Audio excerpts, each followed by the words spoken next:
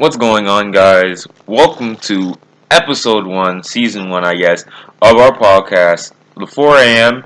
And this is a podcast with me, Wilson, and my buddy Terry over here. Gang, gang, hold on, gang, shit, you feel me? And what we do is we just debate sports, mainly the NFL and NBA, maybe other sports leagues or sports in the future. But for as of right now, it's going to be strictly NBA and NFL. Me and Terry, we've always debated against each other when it comes to sports and crap like that. Even irrelevant stuff that has no meaning to it, we just like to debate and argue. It's just something that comes with our friendship. And without further ado, let's jump right into this shit. Alright, what's our first topic, Terry? First topic, we got some nice little young guys coming into the NBA, lighting it up. So I gotta ask, Wilson, who, in your opinion, who are the top 5 rookies in the NBA right now? Well, there is some debate in regards to who is able or eligible to be a rookie, and that specifically is in regards to Ben Simmons because of his injury. People think that, like Terry over here, doesn't think that it's fair for a person to come into the NBA, be injured for an entire season, and then in the next season still be eligible to win Rookie of the Year and be classified as a rookie. But I beg to differ because they didn't play at all. And he brings up the fact that, whatever, that they, get used to the NBA lifestyle and stuff, and that's an advantage, but that doesn't really mean anything in terms of what they can do on the court. That's just them staying up at night. But, yeah, let's focus on the question. In my opinion, if we discredit that thing where he thinks that Ben Simmons isn't considered a rookie, I think that number one is Ben Simmons.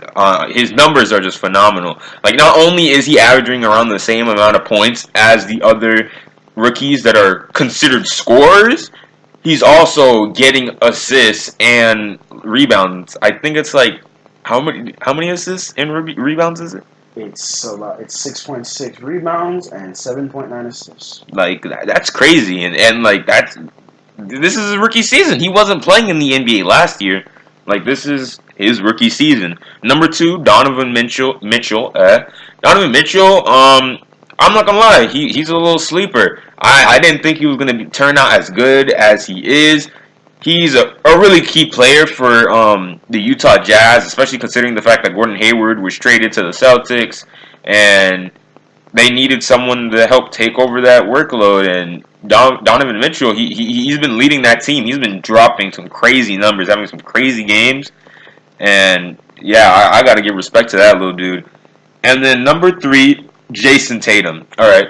The difference between Donovan Mitchell and Jason Tatum and why Jason Tatum isn't number 2 is because even though Jason Tatum is live and he's raw as fuck, he's not at Donovan Mitchell's level because Donovan Mitchell is basically carrying his team. But when it comes to Jason Tatum, it's obviously Kyrie and then Al Horford and then Jaylen Brown. They still put him above him because he has more experience. He's been in the league longer. But right under Jaylen Brown, literally right under, it is Jason Tatum. Jason Tatum, he is developing very quickly, and honestly, I don't understand why he wasn't the number 1 pick. He's balling right now.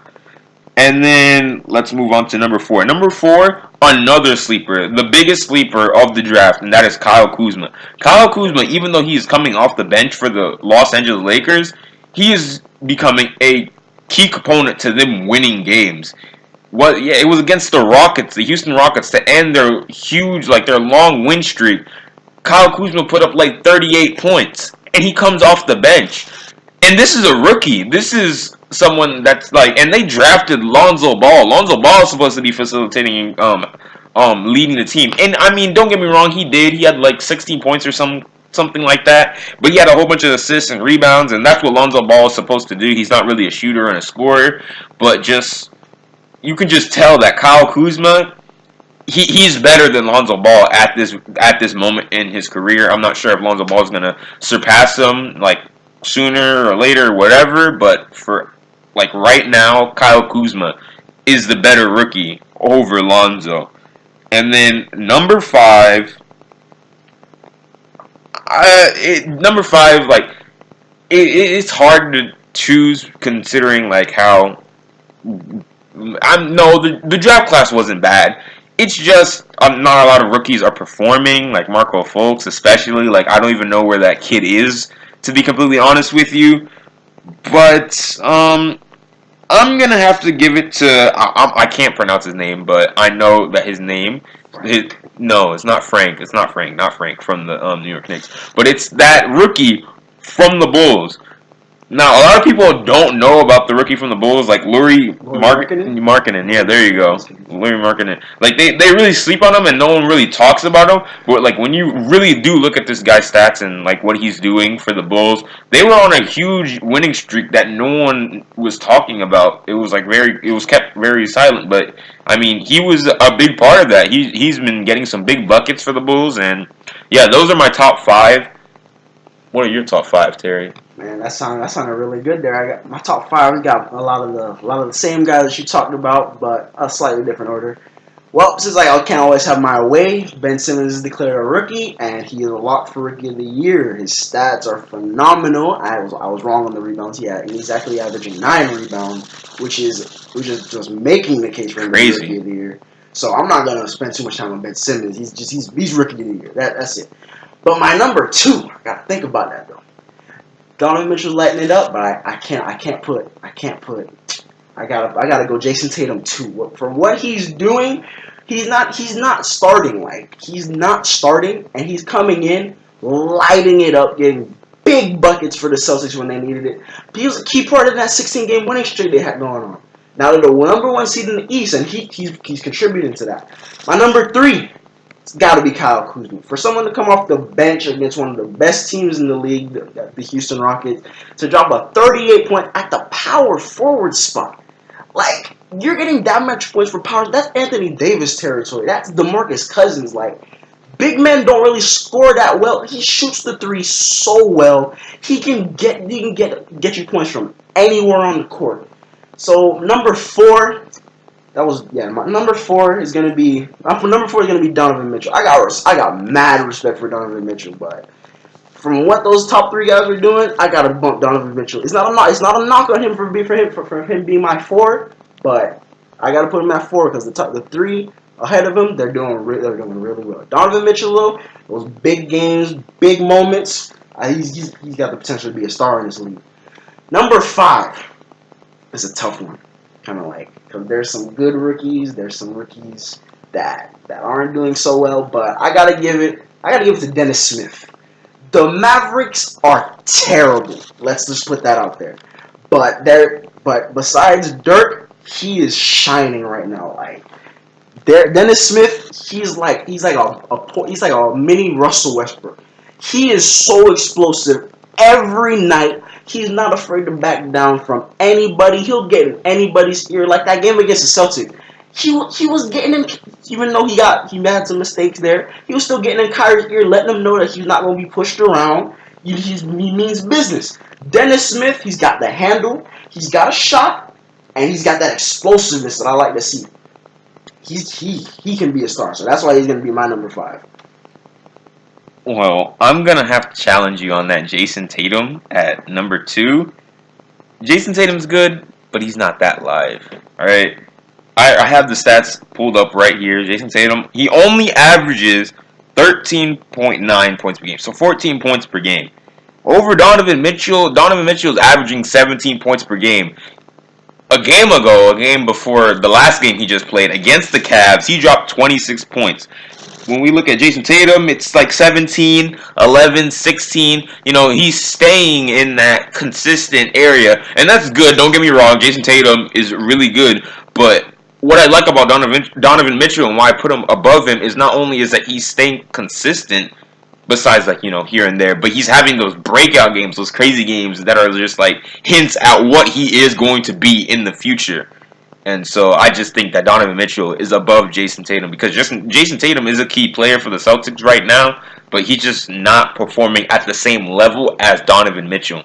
Makes sense. It makes sense. I see where you're coming from there, but that, like, just where his team is at, I gotta give him that slight edge. It's close. I'm not saying like when I put my top 5, for these rookies.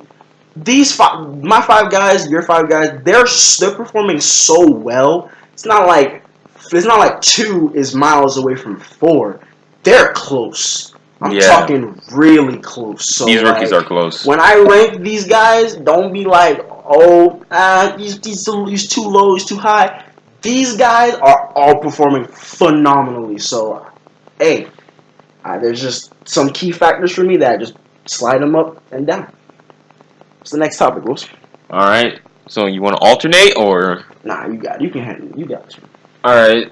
So I'm going to switch it over to the NFL because you don't want too much NBA or too much NFL in one sitting. So we're going to switch it up. So now we're going to go to the NFL, and the question that we have at this moment is who gets the 6th seed in the NFC playoffs?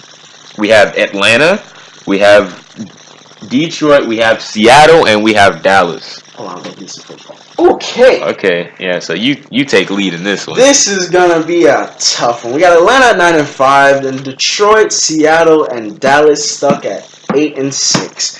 So let's just take it. Let's just break this down. Seattle and Dallas are gonna play each other this week. Whoever loses that game is out. Now, I'm not trying to be a little biased. I'm gonna keep it super honest. I'm a Seahawks fan, but for Zeke's coming back, and from what I've heard, he's coming back and he's feeling good. So, as much as I'm a diehard Seahawks fan, but I gotta say, Seattle's not making the playoffs this year. I gotta say, Seattle loses this game they lose this game at Dallas, and Dallas stays alive for the playoff hunt, and Seattle loses, and their playoff hopes are dead. Which pains me to say. Now, between the actual 6th seed, Detroit and Dallas, Atlanta having the tie-breaking edge on Dallas. Well, okay, let me say this: Detroit is out. I'm sorry for you Detroit fans. I'm sorry, Detroit is not making the playoffs this year. It's just not their time. They kind of slacked throughout the season to just lollipop into the playoffs. So it's really between Dallas and Atlanta. Atlanta being 9-5 right now, Dallas being 8-6. With Dallas beating Seattle this week, they'll be 9-6. And Atlanta, I'm pretty sure that they can pull out a win this week. And I'm pretty sure Atlanta's going to be the 6th seed. So the playoff standings that it is right now, those are the teams that you're going to see in the NFC playoff. That's my opinion. I think Atlanta skates away with that 6th seed. What do you think, Wilson? It's really close. But I'm going to just skip to the part that, that actually matters. Yeah, so sorry, Detroit, get out of here. Seattle, they've just been plagued with injuries this season. I'm not going to lie to you. They've been robbed here and there. Seattle, I just feel bad for Seattle this season, even though they're like my arch enemy. Because I'm a Packers fan, but, the truth hurts. So yeah, we're gonna get to the real debate, and that's between the Atlanta Falcons and the Dallas Cowboys.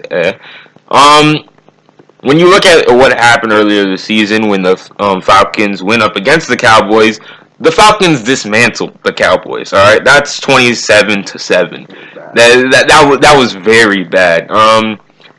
The Falcons haven't been on a win streak, but.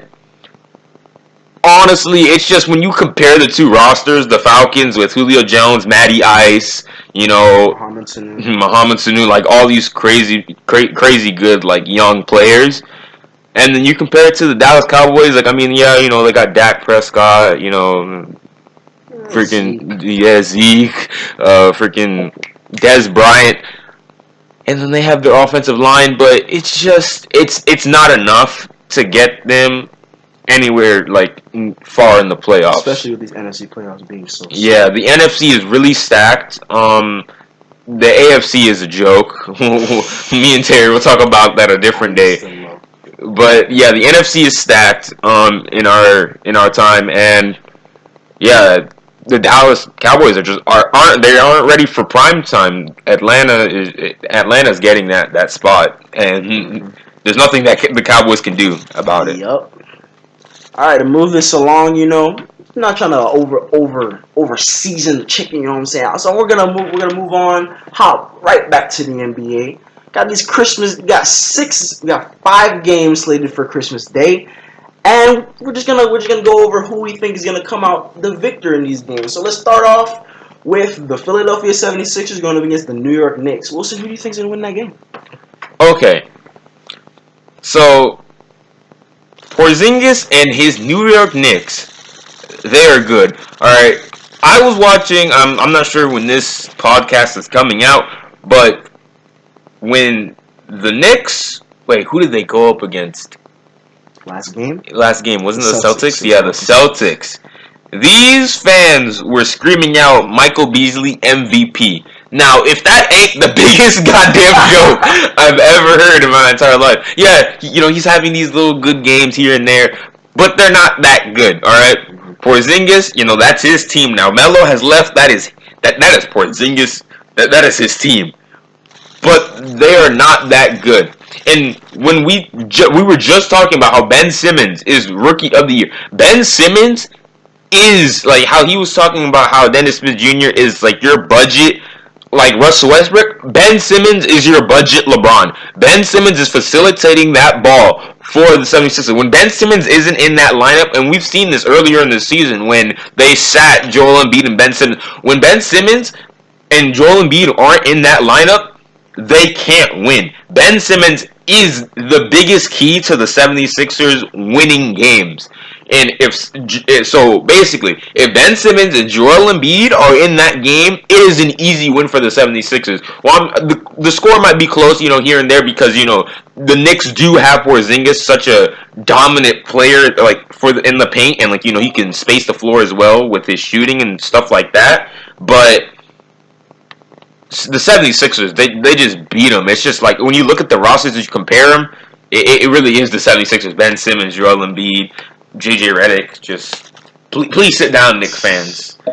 Man, I do not like agreeing with you at all, but that Knicks team on paper looks terrible. It's Porzingis, that kid Frank doing a little something, Michael Beasley showing up. They're just not ready yet. You got to give them 1-2 more years. They'll be ready for prime time. They'll be fine. They may be 8th seed right now. They're not there yet. 76ers, I can say the same thing about, but they got their two franchise players, and they are playing really well. Joel Embiid, oh my God, that is baby Hakeem right there. He's got fundamentals, skills. He's got all of that. He's got footwork. Ben Simmons, I've already described it. He's great, and I was one of the people when he was coming out. I said he was bad. He proved me wrong. Ben Simmons is going to be a really good player in this league, so I just got to give the Sixers this win. So, next game, we got the Cavs. Wait, hold up. I want to clear something up.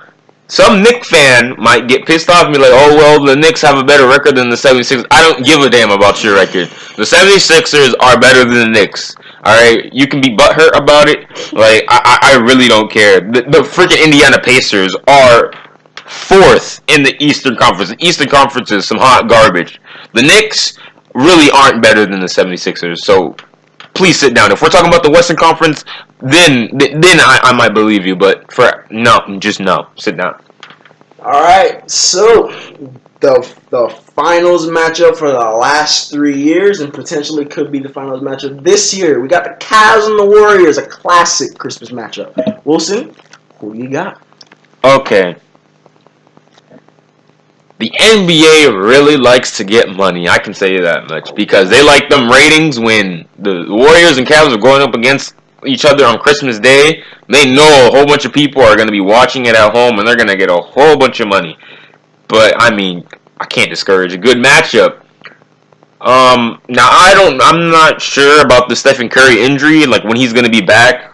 I'm not sure if it's soon or later on if he's going to be able to play in this Christmas Day game. But either way, the Cavs just don't have a point guard. I mean, they have Jose Calderon at the moment, and I know that Isaiah Thomas is he's starting to get back on the court as we speak. But Isaiah Thomas, and I'm sorry for any Isaiah Thomas, Cav, Celtic, whatever fans, Isaiah Thomas just isn't that good. Now, don't get me wrong, he can hoop. The man can shoot. He can drop crazy numbers. Don't get me wrong. But when you look at roster to roster, and you like think of someone like Stephen Curry and Isaiah Thomas, or worst case scenario, Sean Livingston on Isaiah Thomas or Jose Calderon, that no, like the Cavs just don't have that point guard. Like Kyrie is gone, the Warriors have that point guard position just sealed now. And then when you go to shooting guard, their starting shooting guard is like J.R. Smith. Like, come on. And they have D Wade off the bench, but Klay Thompson is just a way better shooter than J.R. Smith. You know, D Wade can handle the ball a little bit, but he's coming off the bench, and the Warriors have Iguodala. So, you know, that's just raps. KD, LeBron, that's always a good matchup. You know, obviously, you know, LeBron, in my opinion, is the GOAT, so he's better than KD, but it's just really hard for anybody, matter of fact, anybody in the NBA to guard KD one-on-one. It's just a hard matchup. He has too much length. He's too tall. He's too athletic and too quick. It's too good of a handle for like it to be an easy matchup. It's gonna be hard. But the way LeBron's been playing recently, I'm gonna have to give that to LeBron. Power forward. You know, like in the Cavs, they've been doing some like weird stuff with like their lineup. I think freaking what's his face? What's that? Jay Crowder. There you go, Jay Crowder. He's like their starting power forward sometimes. I'm not sure if they're gonna put Kevin Love, but either way, Kevin Love or Jay Crowder against Draymond Green. Draymond Green wins. It's just his defensive presence. It's needed. Unless he gets into foul trouble, that's a completely different story. When he gets into foul trouble, it's really bad. And then you have the center position. They have JaVale McGee, Zaza Pachulia. And then the Cavs, they have Channing Frye and Tristan Thompson. There really aren't no standout centers. But just overall, I'm going to have to give it to the Warriors, but it's going to be a very close matchup because LeBron is the king, and it's going to be an entertaining game. And just for that, I gotta give LeBron this game, man, because Draymond Green is very valuable. He's going to be playing this game. Kevin Durant is Kevin Durant. I can't knock him for that. But Steph Curry, man, is one of the bloodlines of this franchise. No Steph. I'm not saying the Warriors are bad without Steph. The Warriors just aren't the same without Steph.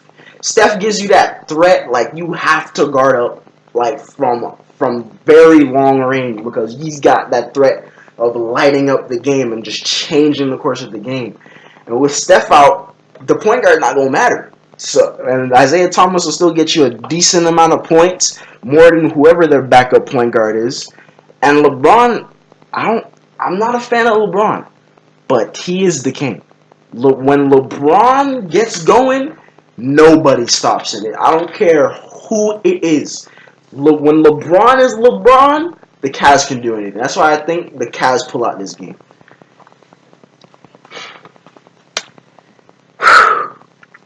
Okay.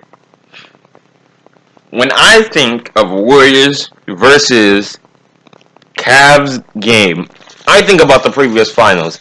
And the previous finals, they've been determined, like when the Cavs or the Warriors win. The Warriors are up 2-1, like in like their finals series, whatever you want to call it.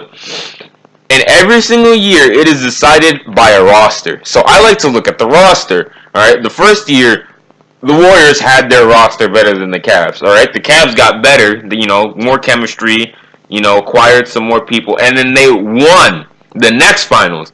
And then when they add KD, that's why it was almost a sweep last year. All right, and so now this Christmas game, regardless of the fact, last Christmas game, even when the Warriors did have Kevin Durant, Kyrie still hit that game winner. And, they choked the league, that's something else, whatever. I still need to look at this roster. And when I look at this roster, no matter if it's Steph or Sean Livingston, God who knows, freaking Andre Iguodala starts at point guard. I don't give a damn. Alright, it's better than whatever point guard the Cavs can put in their starting lineup. Isaiah Thomas will still give you a 20, you know that, right? Okay, but compared to someone like it's gonna be very hard for Isaiah. They're not gonna be trying to score with Isaiah Thomas unless he's wide open. He's gonna be moderately open, like he's gonna do it. Like, and he's been injured for such like a long part of the season. Like for such a for him to be injured for so long and then plop him into such like a big game, an intense game for the Cavs, and expect him to just outperform, like someone like a Sean Livingston who's been playing already because Stephen Curry's been out. He's been comfortable with the starting position, and they all have chemistry. I just feel like that all those factors just favor in the Warriors starting point guard position, and Isaiah Thomas, regardless of how good he is or whatever, he's just not going to come out right off of injury just scoring buckets. It's going to be hard, especially with someone like Sean Livingston guarding him. That's just too much length. Like, he's like 6'7" or like 6'5", whatever he is at the point guard position. Like, that's going to be very tough, and it's going to be very easy for Sean Livingston to just back him up in the post and shoot mid-ranges like Sean Livingston already does. Shooting guard, like I said, Klay Thompson is better than J.R. Smith. Andre Iguodala is coming off the bench, so don't talk about D-Wade, washed up D-Wade, even though, he can still get a bucket here and there. KD, it's going to be a tough matchup for LeBron. I'm still going to give it to LeBron, but KD is still KD, and he's going to just hit it in your eye over and over again, and he don't care. Draymond Green, that defensive presence. LeBron, like, when you really think about it, LeBron is the defensive presence for the Cavs. Without LeBron, the Cavs have no defense.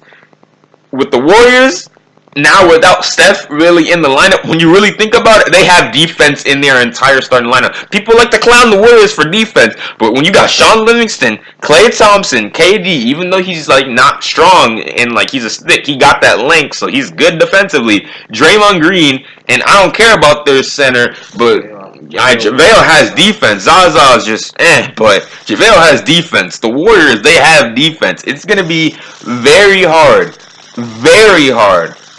for the Cavs to beat the Warriors. It's just the Warriors, guys. All right, Celtics Wizards. Washington being my favorite team. It's gonna be a little tough decision for me, but Wilson, I gotta ask you, what do you think is going to pull out this game? The Celtics. All right. Kyrie is Kyrie. John Wall is John Wall. I'm not gonna lie. John Wall is John Wall. But Kyrie better than John Wall. You can't tell me anything else. Kyrie's better than John Wall. They do have Bradley Beal, but it's just the way the Celtics play. And I don't really have any specific reason. This is a standout reason. This is the most obvious reason why the Celtics are gonna win. It's just the Celtics are gonna win. Kyrie, Al Horford, Jaylen Brown, Jason Tatum. We've talked about Jason Tatum already. It's just the Celtics. They're balling. They didn't win their last game, but they're just balling. And the Wizards, they aren't balling. They're still they're still in the playoff picture. Obviously, I'm not sure what their exact position on the table in their standings, but Celtics are better than the Wizards. All right, this team holds near and dear to my heart. But every single time these two come together, they give us some good games. I remember last year they may have had blowouts. These teams tend to blow each other out, but it still went to a 7-game series. Of course, the Celtics went on to win, and then this whole offseason. Now Kyrie's on the Celtics. All I know is this game is gonna come down to the wire. These two teams, they know each other. They play each other enough to give each other headaches. But this game is going to come down to the clutch, and really, you got the clutchest player in the league in Kyrie Irving. You got one of the best, most strategic coaches in the league in Brad Stevens. And I think when you get clutch player and strategic coach in the clutch, I think you pull that game out. So as much as it burns me to say it, and as much as it burns me to agree with this man on my left, I got to give it to the Celtics. Yeah, and I also want to add in the fact that the Boston Celtics, even though they're on a 2-game losing streak, they're still at the top of the conference, and the Washington Wizards are 6th. Hey, still the playoffs. All right, Rockets, Thunder. Thunder have been struggling this year. I'm talking about really struggling. The Rockets have been on fire. Except for that, they may have lost last game, but they're still number 1 in the West, so Who do you think pulls this out, Wilson? All right. I'm pretty sure we can both agree right here, right now, that it is going to be the Rockets. All right. James Harden MVP. That's all I can say. But we need to really talk about what's wrong with the Thunder. I don't understand what's wrong with the Thunder team. All right. Now, at first, when it was in the offseason and they acquired Carmelo Anthony, I was like, okay, the Thunder, they're going to give the Western Conference teams a run for their money. I was completely wrong in thinking that. Carmelo Anthony has not helped the Thunder. He has made them worse. He's shooting the worst percentages in his career, considering the fact that back in New York, I thought he was shooting the worst percentages of his career then, but apparently he wants to top it this year. This man, the Thunder, they like to move the ball around. It's all about passing, getting the open look. And then you pass it to Carmelo, expecting him to keep on passing the ball, and then he just starts doing all these jab steps in the post, doing fadeaways, triple threats, all this other bullshit, and I'm looking at it like, what's wrong with this dude? Like what? Like, honestly, if it was just Russell Westbrook and then Paul George, they'd be fine, in my opinion. I feel like they'd actually be at the top of the Western Conference, like up there, actually competing. But with Carmelo in that lineup, it's just impossible for the Thunder to be a team, especially like the Rockets at the top of the Western Conference. Like, it's just impossible. Well, I don't want to say I was right, because when Paul George, the Thunder finished fifth, they finished fifth last year. I was like, okay, we're gonna make it to the playoffs this year. It's gonna be a little rough though. I see, but when they acquired Paul George, I'm like, okay, that makes them, top 3, top 4 in the West now. I was feeling good. I was feeling good about the Thunder, and then probably one of my least favorite people, Carmelo Anthony, came to the team, and I knew that this was not going to turn out well. Carmelo Anthony is the definition of a ball stopper. Russell Westbrook, the formula would have been Paul George would have become a catch and shoot player that is very capable of playing. Go to the corner or have the ball sometimes to alleviate Russell of the pressure. And then you got Steven Adams down low, a little quality player. But once they put Melo into that lineup, I knew that ball was not going to move around. And that's pretty much the main reason why they're struggling. They don't know who should shoot. Their numbers are decent. Their record is terrible. There's not much I can say for the Thunder. There's not much I can say for this game. If the Thunder don't trade Melo or Paul George, it's going to be a train wreck for the rest of the year. So, as Wilson said earlier, Rockets pull out this game, and there's not much to say about it. Yeah, and if you look at when they went up against Denver, they won that game, and Carmelo Anthony, he didn't do anything. He only had 2 buckets. He only had 4 points in that game, and they won. And even though they won against Utah, and he had 18 points and 7 rebounds, it was a complete blowout. Without Carmelo Anthony there, they would have won. It's either Carmelo Anthony is just too much, they really just don't need him, and they can really use him in a trade. They could have, they really should just never picked him up, to be completely honest with you. But he is very good to just negotiate for some type of draft pick or something. It's just better than having him on the team. He's either just too much, you just really don't need him, or he's just bringing the team down. All right, he's just not good. He's washed up. He's 33 years old. I don't understand what the Thunder are thinking. In hindsight, what are you thinking? He's getting old, and he's not performing. He's just not it. All right, got the final game on the Christmas Day slate. The Minnesota Timberwolves. Very nice lineup. Doing okay. And we got the hot and cold Los Angeles Lakers, sort of the source of a lot of controversy. Warmer. Oh, no, cold. Source of a lot of controversy this year, thanks to one LeVar Ball. But they're doing probably as good as anybody thought they were. They're the 11th seed in the Western Conference. So, Wilson, How do you think this game is gonna end up? Alright. So, the Minnesota Timberwolves, they are good. Alright.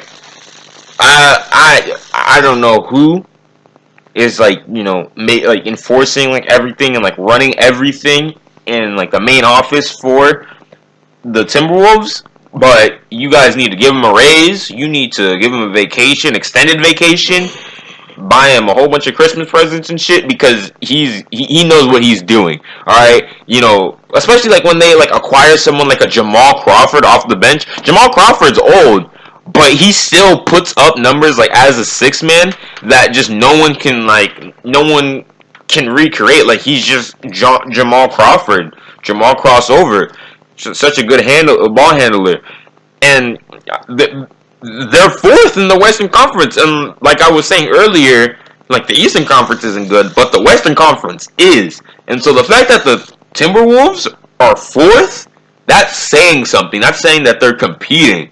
All right, they have Cat.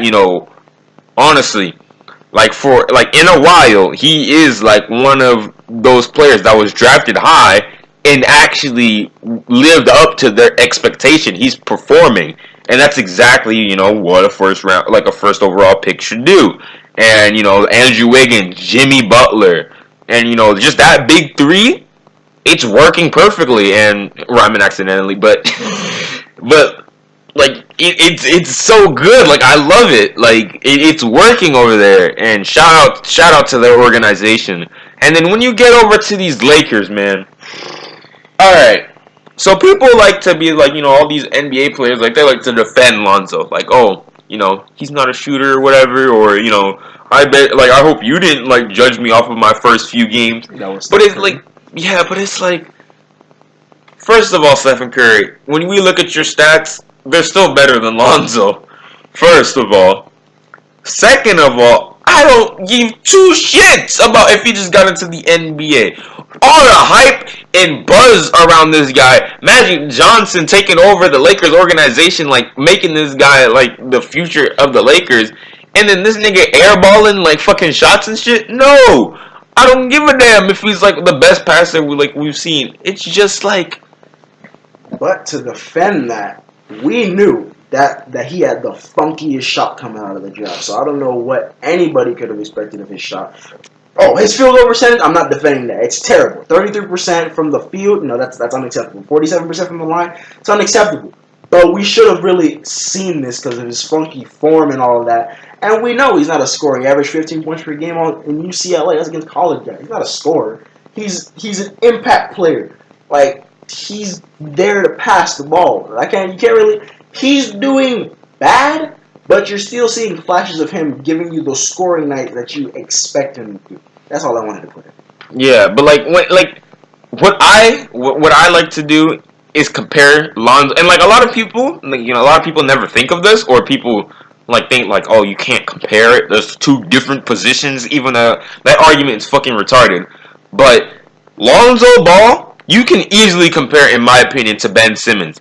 Ben Simmons, he's not a scorer, but he's still putting up 17 points per game, and like his shot from the selection from the field is good, and his shooting percentage isn't bad, and he can't shoot. Like, it's not even like he has a funky jump shot. He just can't shoot. He's just not a shooter. He just likes to do floaters, and like when he can, he dunks it, and that kid can dunk. All right, Lonzo is just gonna have to find a way to score. All right, like he's acting like. It's not like Lonzo is surrounded by like just straight scores. Like, he's gonna have to score. He's gonna have to fix. I don't care if he needs to just start shooting like Stephen Curry and change his form completely. He's gonna have to start scoring buckets like sooner or later. Like, the Lakers just really aren't going anywhere. I hope he turns into a Jason Kidd that can just start hitting shots, because the Lakers really need it.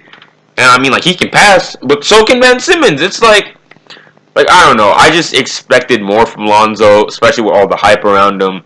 It's just, you just really can't defend Lonzo. I'm going to just keep on taking shots until he can show me that he can keep on balling at a consistent level. None of this, oh, I'm good, and then I'm not. None of this, I'm hot. Oh, I'm hot. Oh, nope, getting warm. Nope, cold, ice age. No, it doesn't work like that.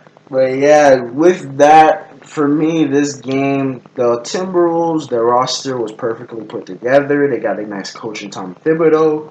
Their pieces are great. They're doing well. 19-13. That's really good. The Lakers are just not there yet. Lonzo is a passer. Their win percentage is better than his shooting percentage. Okay, so yeah, Alonso is a passer, and until his pieces can get up there, and until he can get his scoring up, fix his shot, get to the line more, the Lakers won't be there for a little while. So I think the Timberwolves win convincingly in this one. So that brings us So the final question. to the final question. 40 minutes, my goodness. Yeah, hey, we're doing fantastic. I like it. And it's not as deep as like the other questions, but it's still a nice little valid question. The NFL season's coming to an end. We're in week 16. Playoffs start in January. January's creeping up on us. So I'm pretty sure it's valid to ask, which two teams do you think are going to play in Super Bowl 52 up in Minnesota? Cold like Minnesota. Okay. Lil Yachty the GOAT. I don't know what you mean. He saved the rap game. But anyways, back on topic. Alright, when I think of the AFC, that hot garbage conference, like these trash teams are making it to the AFC, like, oh god, horrible. But when it comes down to it, and, I know Antonio Brown got injured, it's really just between the Patriots and the Steelers. And I mean, anything can happen. It's not like basketball, like where it's a game of 7, so like the real good team actually comes out. Anything can happen. Just a team could just have a bad game. But just based off of just common sense and what's on paper, it's going to be the New England Patriots and the Steelers. And like I really just honestly can't decide between, like, it's probably going to be the Patriots, but I just want to see the Steelers win so much that I just can't say just Patriots. Like, just no. I need to still have that faith in my heart that the Steelers can make it to the Super Bowl with Le'Veon Bell. Le'Veon Bell, like, he basically is my favorite running back in the league. Le'Veon Bell, like, they really need to make it to the Super Bowl.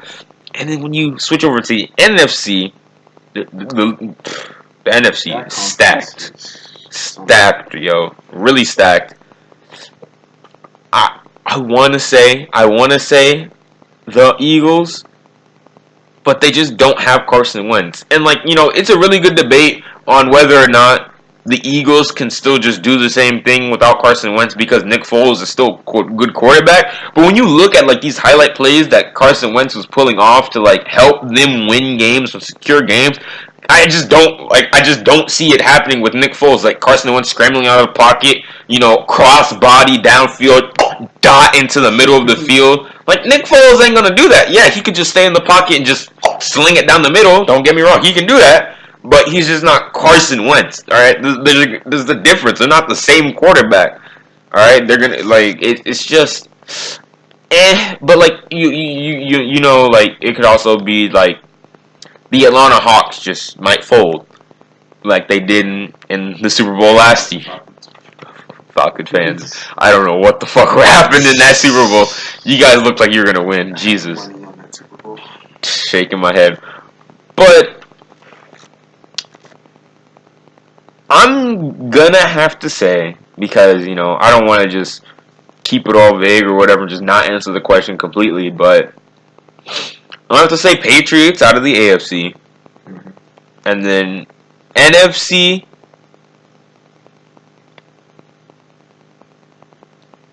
I'm gonna say the Eagles. I'm gonna say the Eagles. Yeah, the Eagles are gonna make it to the Super Bowl. I feel like the Falcons are just gonna fold. I just don't feel like they're ready for prime time. But hey, they might prove me wrong. I want to see Patriots Falcons rematch in the Super Bowl.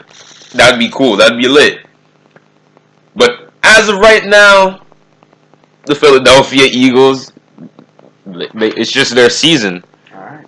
So we got Eagles Patriots coming from this. So me, that was football. My team's not gonna be in the playoffs, so it's time to go the cold-hearted approach.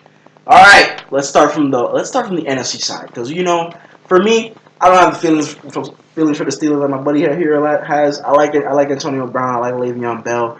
But the Patriots own the Steelers psychologically, physically, all they own the Steelers. It's gonna be a blowout in that playoffs, especially if it goes. What? Especially if they play in New England, it's gonna be a blowout Okay, like last year. I'll give you It's gonna that. be a blowout like last year. So I got the Patriots coming out the AFC. Deflate them balls. Hey, bro, we don't talk about that. But the NFC, that's my conference right there.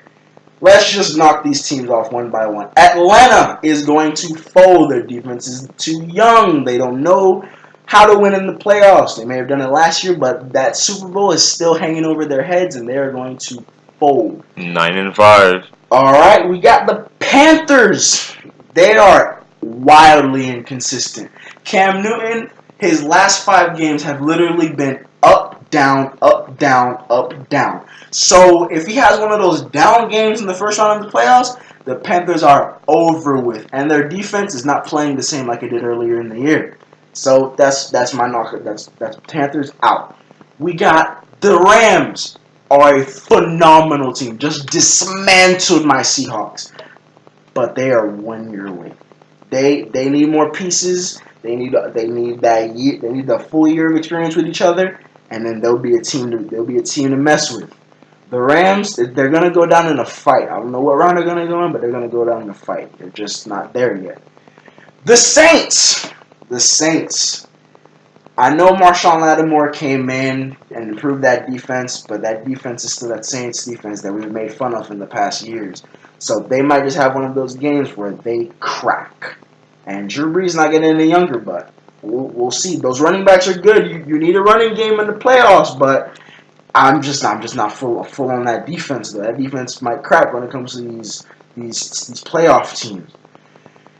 And the Eagles, Nick Foles, he's a pretty good. He's a solid backup. He did pretty well against the Giants. I don't see him getting all the way. Even with home field advantage, I don't see them getting all the way through to the playoffs, to the Super Bowl. So I got to go with my Super Bowl team. My Super Bowl pick for the NFC is going to be the Minnesota Vikings. I know they have Case Keenum. Case Keenum is playing as well as nearly anybody in this league right now at quarterback. He's phenomenal. Like, I don't know how to describe his transition from being trash on the Rams 4-12 to potentially, they have 3 losses, to potentially 13-3 on the Minnesota Vikings. Case Keenum is playing phenomenal. That defense, outstanding. Best front 7 in the NFC. And their wide receivers, Adam Thielen, Stephon Diggs, those two are live. Kyle Rudolph, amazing. Whoa, you said the best front 7 in the league. Yes, the best front 7 in the league. Who's the best front 7 in the league? Okay, I don't want to start that debate. And I said the NFC, so. Well, I said the NFC. Okay. I still don't want to start the debate with you. It's just, alright, what's the Dolphins' offensive line looking like? Dolphins are trash. Yeah, and who's their quarterback again? Jay Cutler. Okay, so why did the Vikings get dismantled by the Miami Dolphins? Did they? Yes, 30-9. Oh, that's preseason, my friend. Oh. They don't. Yeah, the thing about the preseason, they don't play starters in the preseason. So, yeah. I got played. we all do that. But back to what I was saying, the Vikings are ready. They died last season, 5-0 at the beginning, 8-8 at the end.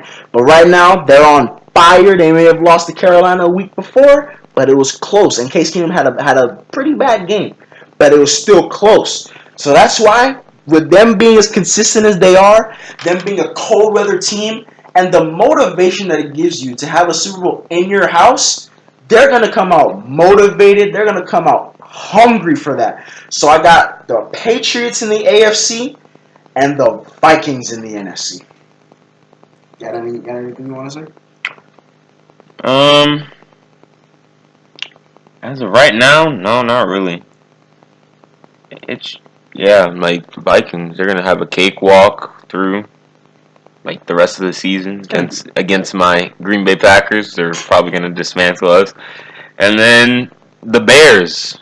Oh, yeah, that's not that hard. Own the Bears. Yeah, they're gonna own the Bears, and then they're gonna get into the playoffs and God knows And what else. everything runs through Minnesota. They get that first week off. They get a home game in Minnesota. They get another game for the championship if they play someone lower. And then if they make it to the Super Bowl, they're still home. So they might not even, if they can make it all the way through and not play Philadelphia, who's the number one seed, or if they get the number one seed, they don't leave their state. They don't leave Minnesota if everything goes right for them. So that's why I'm feeling it. They got a run game, so if the passing game is not working, Minnesota's a threat. But you can't sleep on those Rams though. Yeah, I know, but I just feel like they're not there yet. They're knocking on the door. They just haven't kicked it down yet. I mean, yeah, they're only a game behind the Vikings, and if they win, they play the Vikings. So, I mean, anything can happen in football. It's not a game of 7, so We'll see. So this was our first episode of 4 a.m. I hope you guys enjoyed it as much as I did. I'm really looking forward to bringing y'all with my boy right here, bringing y'all more episodes of this. I just love talking about sports. I love being with my dog and putting those two together. It's fantastic. So anything you want to say in closing? this was not actually recorded at 4 a.m. Yeah, it's just a name. Yeah, it's just a name, just people. a name we call it because most of our Skype calls back in the day would run to 4 a.m. And so we would be arguing or talking about some random shit. So yeah, I'm Wilson. This guy next to me, I'm Terry, the Seahawks fan. Seahawks are trash, Hey. but that's a debate for a different Who's still in the podcast. playoffs again? Hey. Oh, okay. Hey. So we hope you enjoyed our first episode. We really had fun making it, and tune in for the next episode. And we'll hope it was as fun as making this one. All right. Later.